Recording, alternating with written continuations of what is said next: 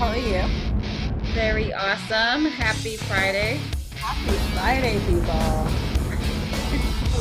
Excellent. All right, so today we're on podcast number 6. Can you believe we made it through 6 podcasts in this series so far? It seems like it hasn't been that much, but I'm it so has. excited. Yeah, me too. It's a commitment. It is. And yeah, every week it's something awesome. And I'm Yes. and I'm already picturing episode 42, episode 96. It's gonna happen, Maria. It is. That's All right. awesome. So what is today about? Today we are talking about looking ahead and building your team. And when you're first getting started, sometimes you already have that. Sometimes that's a daunting thing to think about, but we all need a team. We need a network. We cannot do anything alone, even if that team is remote or like Kat and myself, we consider each other part of our teams, and that's the only way we're able to make things happen. So that's what we're going to get into today. I am excited. All right, so again, this podcast is coming to you from Klifftin Lark Consulting, which is owned by Kat, and TransDelMar Inc., which is owned by myself, Maria, and we are just going to try to fill you with resources and ideas and tips that we have that will hopefully make your life as a consultant, contractor, or entrepreneur a little bit better, a little bit happier, a little bit more efficient, more productive, more successful. All of that. Yeah, couldn't have said it better myself. All right, so let's jump in. Where are we starting, Kat? I think that is the question. Where where do we start? No, when do you start looking ahead to build your team? So what is the first step? When do you know you need to look for a team? What do you think, Maria? You want me to answer that first? Okay, so Yeah. from my point of view, I think that from the ground, there has to be some thought into that. And it was 2 podcasts ago, I believe, where we talked about how to get started as a contractor. That was 2. So not the last podcast, if you guys are looking through our previous podcast, but the one before that, how to get started as a contractor. We talked about building some kind of vision board or setting up some type of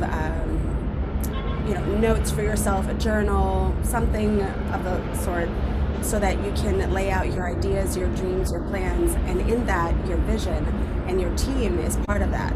So I started this, and Kat also started hers fairly alone. We had each other, and we had a few other people that we were able to talk to, but we didn't have a firm team, we didn't have employees, and we still don't. We handle contractors.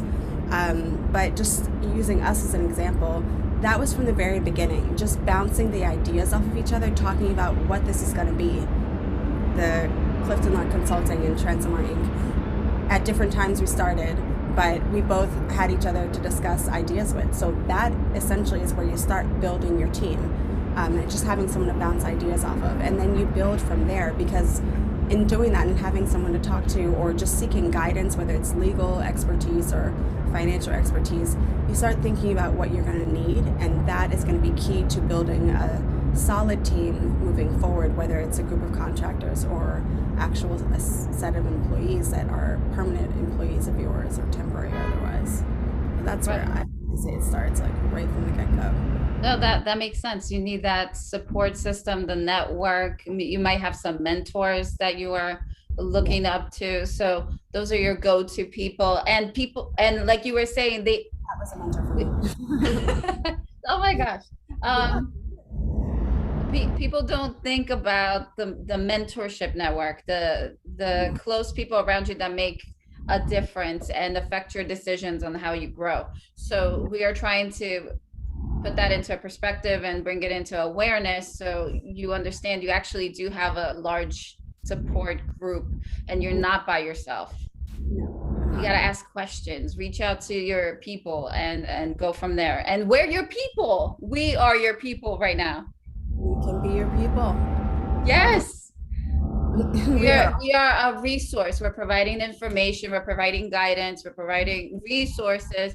If you message us directly in the box or whatever, then we can answer anything you want. And you can go on our websites, and check for information there as well. Check Instagram, check LinkedIn. Lots of resources everywhere. You're never alone. No, you're never alone. If you are looking ahead to try to build an actual physical team or virtual team because you feel that it's time, I think that is where we stop for a second. The fact that you realize you can't do everything right now means you need a team. Means you need at least one other person to help you. Yeah. So what do you do at that point when you realize that you need somebody? What would you do, Maria? You have to figure, what do you need? Because sometimes we just need and we don't know exactly what we need, so then we don't know exactly what to ask for in terms of asking for help. So figure that out first. What do you really need? And I think it's also really important to look at how you're doing whatever it is you're doing, because sometimes we just go about things haphazardly, just trying to get things done, and that's okay because there's only 24 hours in a day, and I'm sure many of us have way more on our task list than we should.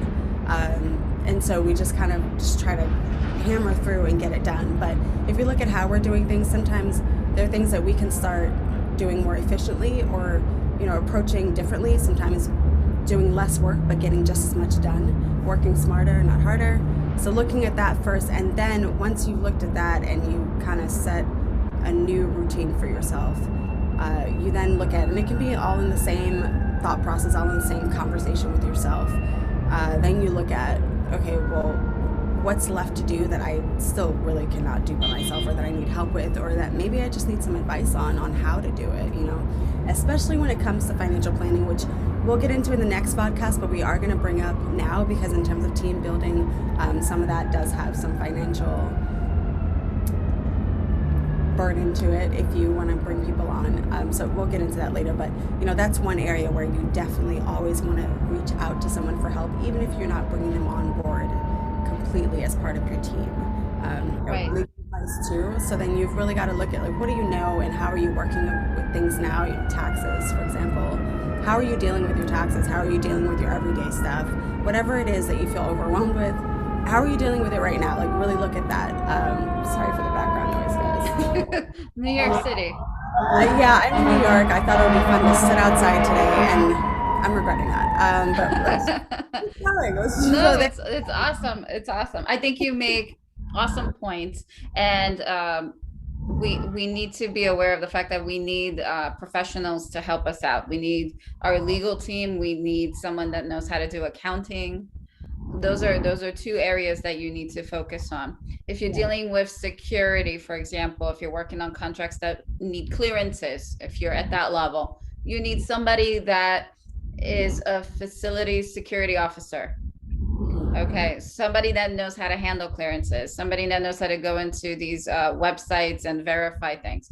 If you are trying to build more than 5-10 people on your team, then you need somebody that does human resources as well. So somebody it could be a contracted person initially, so you can hire them on part-time. It just depends on your finances. If we're talking about somebody that's just starting out in the business, you would do what Maria was saying and probably analyze and assess what you need, where the gaps are, where you could have somebody fill in, and you can be free to do other things, go after more work, more contracts, more projects. So it's on you, not on us. It's on you to do homework and figure out where you feel you need the help. A lot of the time you feel overwhelmed, everything's falling apart. Maybe it's not falling apart, but you have paperwork all over the place. Emails coming in every 5 seconds. You might get calls coming in. You might need a virtual receptionist. There's a lot of places to look for help. So that, it's wearing 20 hats is not exactly easy. And also that brings me to another point where sometimes it's hard for business owners to give up that power, that control over everything, because it's your baby. Yeah. It's like, I don't want anybody. The where you want them, and that's okay. Exactly. It means that you love what you're doing. If you just don't, Exactly. No, maybe it's true. you're just like, I'm just here, silent partner. Don't ask me anything. No, but care of your business is like having a baby, and then bringing somebody else on that's external to your business, whether it's a person or virtual. That means that you have to put trust into that new person to take care of parts of your business. And it's hard to let go, and it's also going to be a lesson in how you're going to lead, how you're going to manage.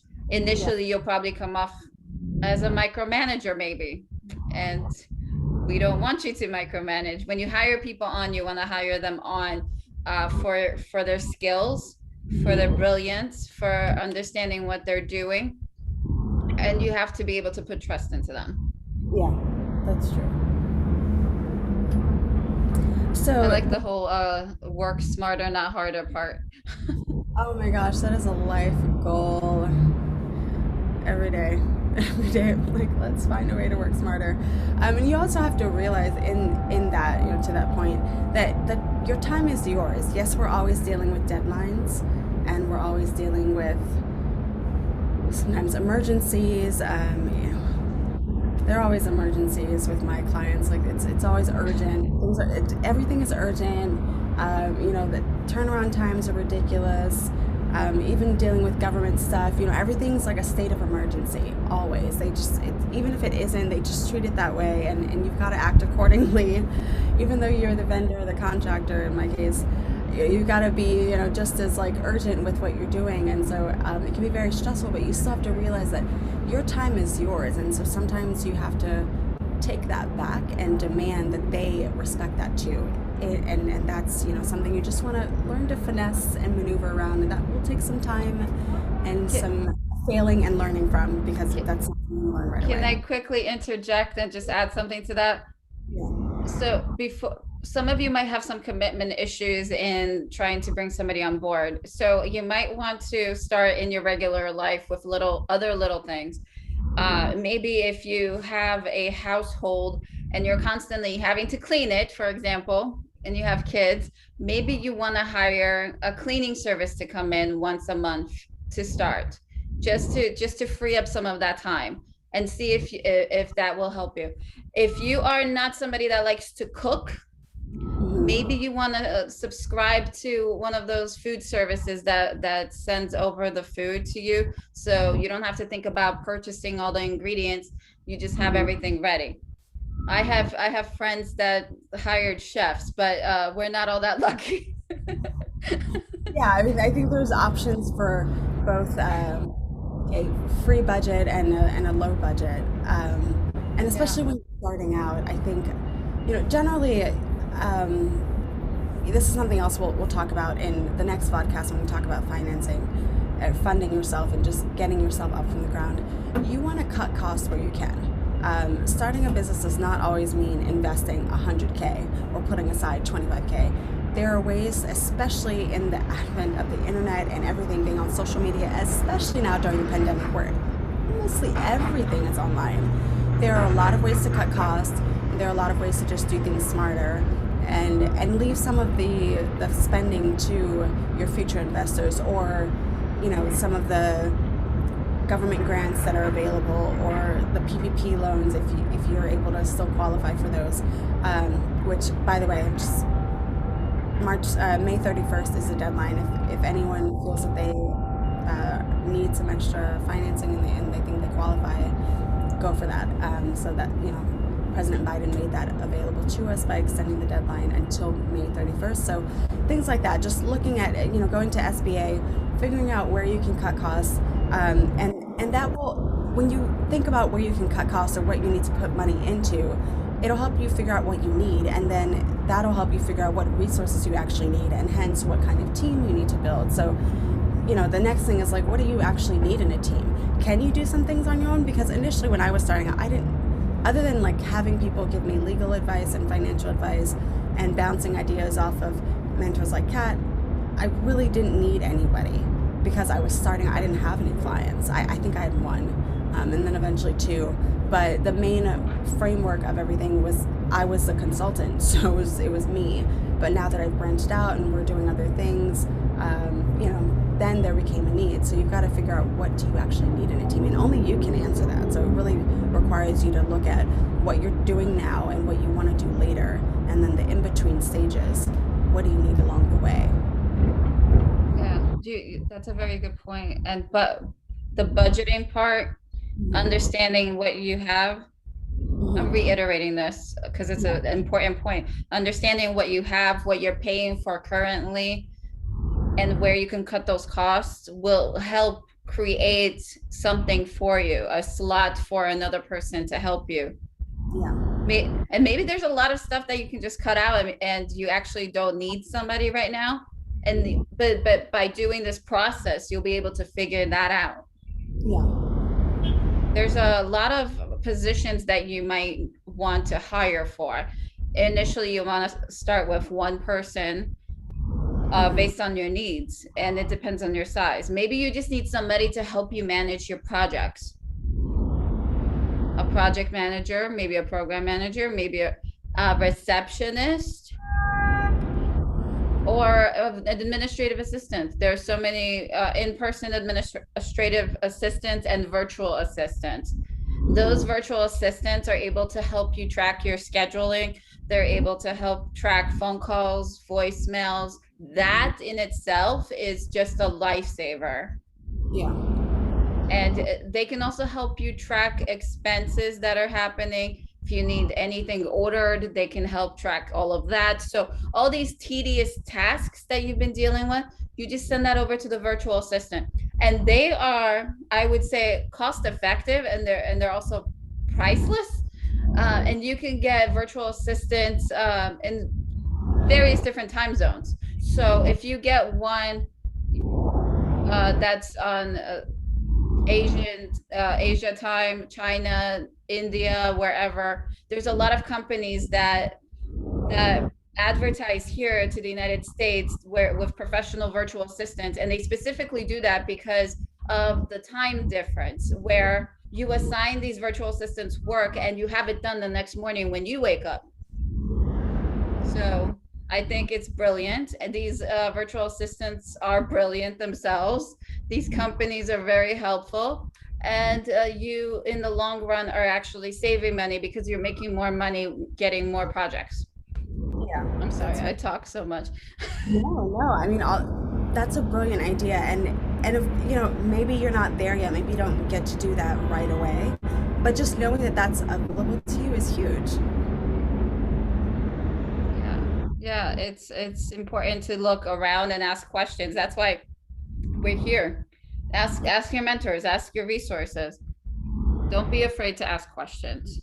No, don't. So moving on from that, once you realize what kind of team you need, what's next? How do you start building it? How do you start building it? So, I mean, all of this is going to become a little bit redundant, but it's just emphasizing things that we didn't necessarily know ourselves, or that we had to be informed on. So, we're just trying to do the same thing. So if we're repeating ourselves, or it seems like we're reiterating the same point over and over again, forgive us, but hopefully it'll sink in and you find it valuable. So, I think let's just backtrack a little bit for 1 second. There's what you need and then what you want. So while you're still building, focus on what you need, and what you want will come to you. Trust that. Okay. Trust the process. Don't immediately go for what you want when you don't have what you need yet. Just think on that. But as far as how do you start building your team, I think there are a lot of opportunities to bring on interns where you will be paying them less than you would pay an employee. Right. You're still paid, and rarely nowadays, not as much as before, because now interns expect to get paid, but you can, we've sort of moved out of that space of like an internship is automatically unpaid. There are many internships that are still unpaid, so offering that to a college student, or even a grad student who just needs extra hands-on experience or what have you, that can be beneficial. Sometimes you can also have, if you need someone who's an expert in a certain area and they don't have their degree yet, say social media, for example, or financial planning or what have you, sometimes you're able to pay them either a stipend or just offer them the benefit of, they might be planning to start their own organization or join a major organization, and they need the cloud and the experience under their belt. You can be giving them, and that is a source of payment for them. So, Such a good point. Yeah, there are a lot of websites where you can find interns. You can go directly to universities that may be around you and do recruiting there online. Nowadays, you don't really need to go to Handshake. Handshake. You don't have to put up a flyer. A lot of this can be done online, even via LinkedIn, because the expectation is if you're in academia or you're in the professional world, you have a LinkedIn. So there are a lot of sources, there are a lot of connections to be made right there on LinkedIn. And then also, internships.com, or you can go through Indeed, Monster. Those are all large billboards where people are, advertising themselves and looking for resources, looking for opportunities that you could provide them. So I deal with a lot of interns with one of my clients, and I get them from the Washington Center here in DC. And I also have advertised to the Handshake Network, which is all universities just advertise there, and you publicize your job announcement, and they'll ask you if it's a paid internship or if it's free or you're offering a stipend, or if this is even a internship to hire position. Okay. You can also do that. You can try them out and then hire them. No, that's really great, especially for social media. Like, I think that's brilliant, because now we think of a lot of people don't want to get help with their social media because they don't want to feel like they're buying followers or what have you, but it's a form of advertising. Social media has become the new marketing, so you can just consider a social media manager as your marketing agent. So it's don't think of it in a negative light. You want to be authentic in whatever you do. So even if you are just doing your social media ads yourself, or you're having someone help you with it, the authenticity and the intention and the drive behind it is what will show through. And so having someone who, that's great for us. We might need to look at that. Intern to hire, because there's so many areas where that can be beneficial, and you can get so much extra help with that. That's brilliant. I don't know. I'm glad that you brought up the interns, because it's definitely helpful for small businesses, especially to start with people like that. Interns are very knowledgeable, and you should definitely soak in all that knowledge. Yeah, I've done the stipend route in the past, where the intern received a stipend and they were still completing their education, and that was very beneficial for them. So I do have experience in that, but I think that Kat just brought up a whole other area that you can benefit from. So don't sleep on any of this, because you just never know what might be your beaming light to where you need to get to go. But speaking of positions and how to select people, right? Mm-hmm. So if you are putting up those posts, like you mentioned LinkedIn, Indeed, ZipRecruiter, there's even clearance jobs, that one. What kind of criteria are you going to put down for your selection? You want to make sure that you prepare your job description before you upload anything, before you select all your filters, so that you have a clear visual of what kind of person you are looking for. Mm-hmm. That I believe is very important, the job description. And recruiters refer to that as the JD. So some people don't realize that, but it's a job description. I would mention the pay rate. Okay. I would not waste my time or anyone else's. Everyone's gonna apply, and their mother, if you don't mention the pay rate. So weed out all the people that are not happy with your pay. You can also provide the duration. You might want to hire this person on part-time for 3 to 6 months, or maybe for 3 months, or it just depends. Maybe it's just contract to hire. Maybe it's like that internship thing that we talked about, intern and then possibility to hire on. But I would mention all these things up front. And I would also mention if you are providing any benefits. These are questions that come up when you are interviewing people during the hiring process. They ask you if there are any medical, dental, vision benefits, any educational benefits. Are there any perks for the company? Does the company maybe throw in a gym membership? I've had a company throw in a gym membership, which is amazing. Yeah, I mean, don't underestimate that, especially nowadays. Gym memberships are super expensive, and sometimes people don't want to go to the cheap gym that's, Right. $1,000 an hour with limited equipment and not the best upkeep of the facilities. It's important. You got to take care of yourself.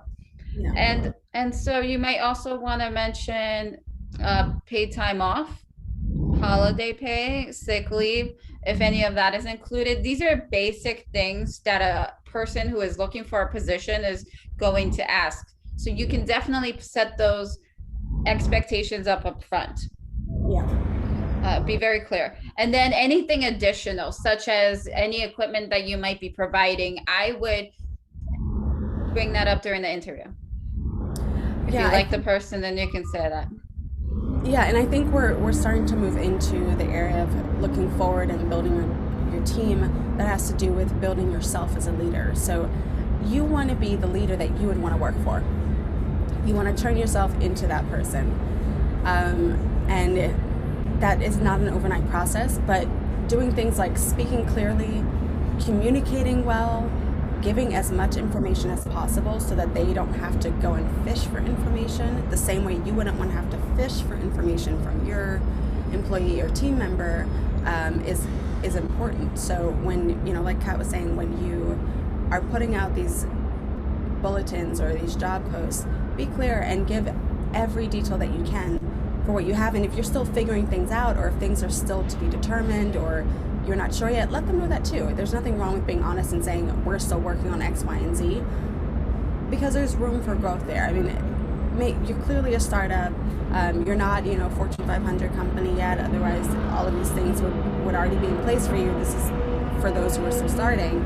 So there's nothing wrong with admitting that. There are so many people who would love to jump on board with the startup, to be part of a project that's going to grow into something bigger because they're with you for that vision. So don't eliminate those people by not giving them truth and by being obscure and holding things back. Just put yourself out there, because the fact that you're doing it's an opportunity for them, and that is it's a step of courage, and it's brave, and there's nothing wrong with being a quote unquote small fish in the sea, because they're important and eventually can grow into a whale if you so choose. Or if you just feel intimidated by being one of many, don't, because we need that. The small economy versus big economy, they're both essential to thrive. So don't cut yourself down or short sell yourself by not doing something like providing all the information, or even just saying we don't have these details yet. Put that in there. And then I also think that it's important to, when you're looking at what you want to do or what you need as a company, where do you see yourself? So you've got to do some self-work. There was a Vodcast that we did at the very beginning. It was about women in industry, and we talked about taking time for self. And so if you guys go back to that very first Vodcast, it's on our YouTube, it's on our LinkedIn pages, it's also on both of our Instagram pages. You see us talking about taking time for self and working on self so that you can be better for others and better for yourself. That is nothing to overlook at all.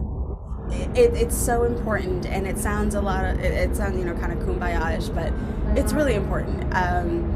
You're going to be growing as your company grows. You're going to change as your company changes, and there's nothing wrong with that. We all need to continue to evolve as human beings, but you want to just make sure that you have a vision for who you are going to be, and you want to become that leader, because sometimes people will join on with you because they see the potential in you, even as their leader. They see the potential of who you could be, even if you're not there yet. So you want to put that out there, show them that, and don't hide that.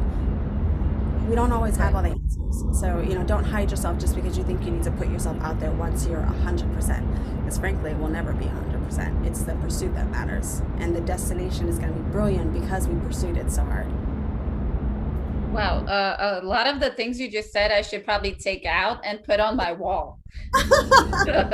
Thank you, Kat. um, Things I had to learn along the way too. I was made to feel that I had to be 100% before I put myself out there. I was criticized heavily for not being perfect right away. And then I realized that that person had no idea what they were talking about, and they were not an example for me. But a lot of times, people like that are giving me what they've been given.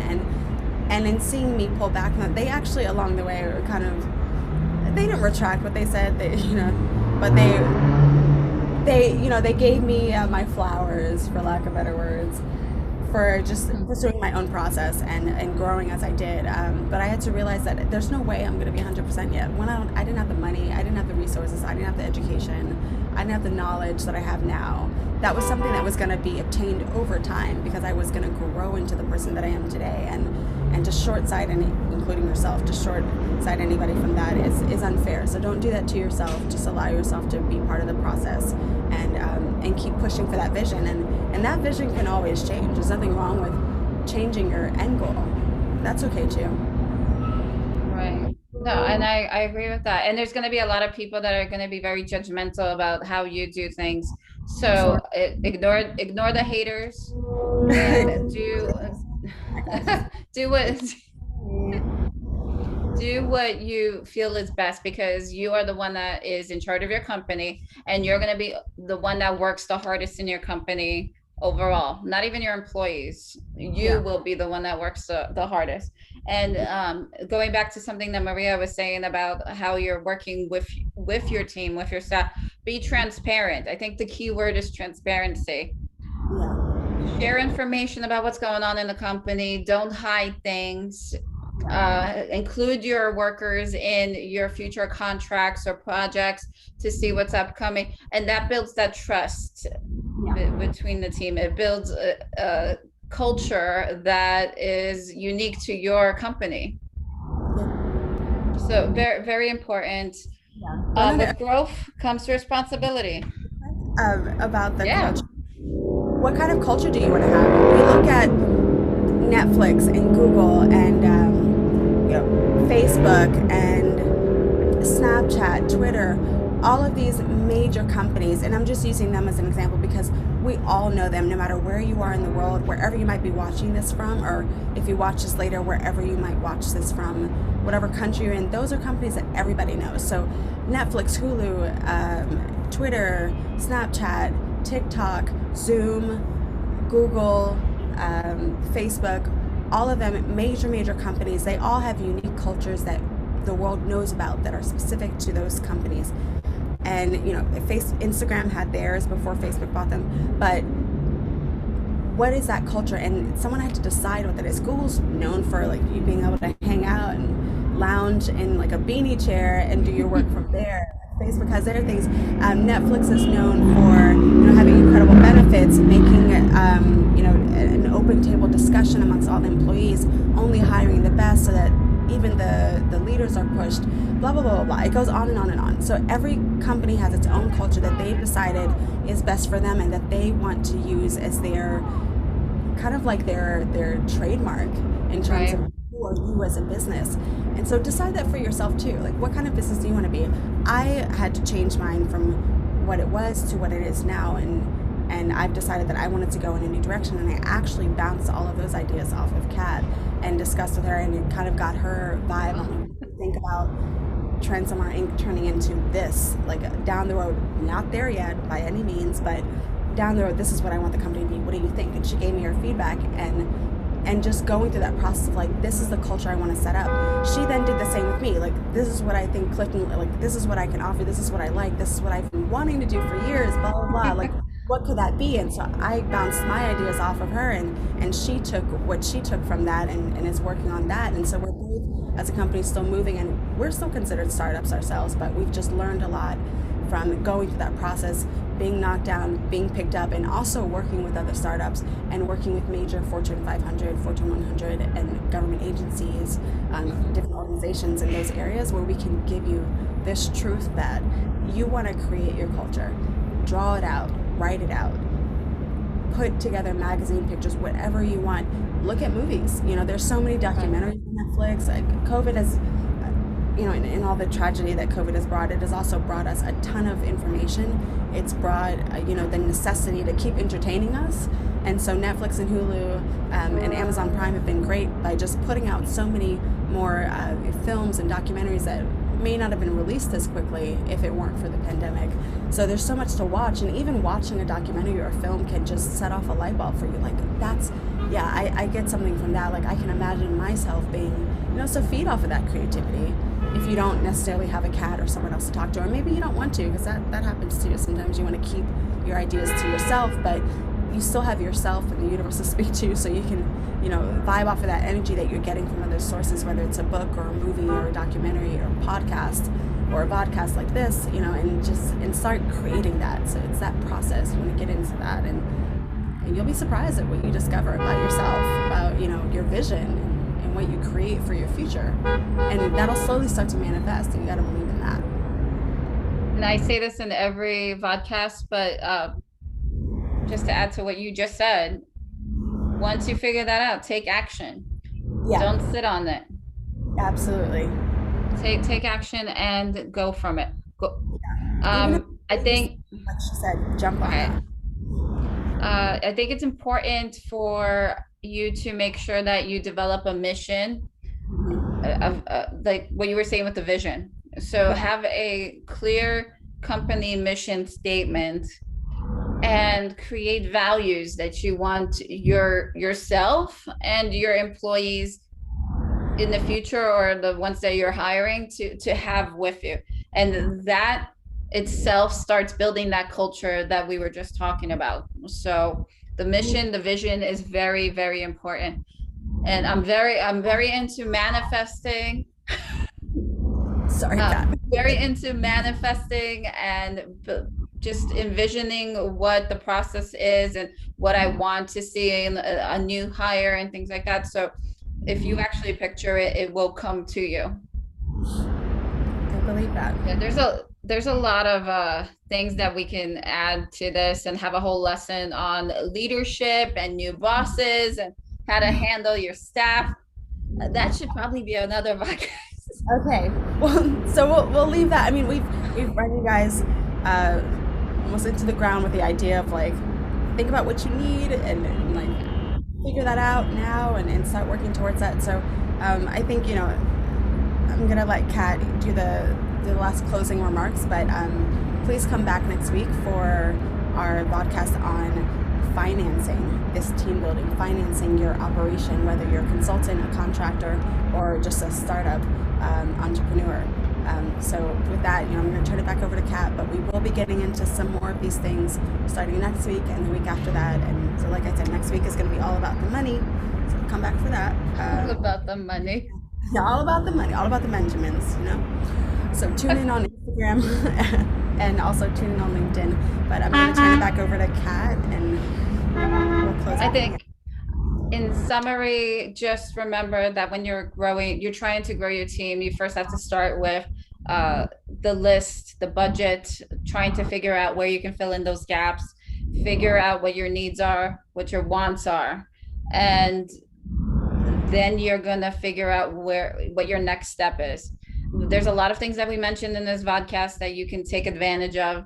Virtual assistants, for example, is one of them. There are different resources and websites that you need to go to.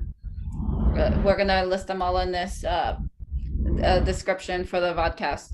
So go and do your research, take action, be smart about it, work smarter, not harder, and ask questions along the way. And that is all that we can tell you for now. We're going to have more detailed podcasts coming up, but we've drilled enough into you, as Maria said. It's very repetitive, but it needs to happen that way. We need to repeat it. I think just one last thing before we say goodbye to you guys. I think it might be helpful to include the links to some of these organizations. So we're going to do that, to the Handshake organization.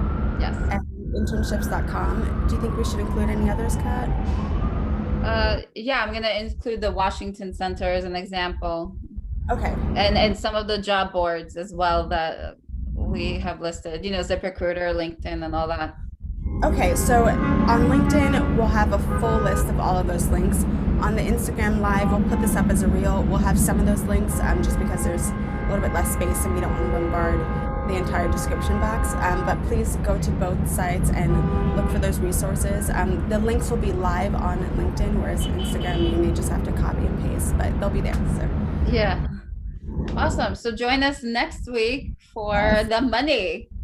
Yes, thank you. Money, money, money. Thank you guys for tuning in. Thank you for being here. Thank you, Kat, for doing this with me every week. Thank you, Maria. We love you guys. We're here for you. And yeah, just let us know what you need, or just keep watching and share with others. Till next week. Till next week. Bye.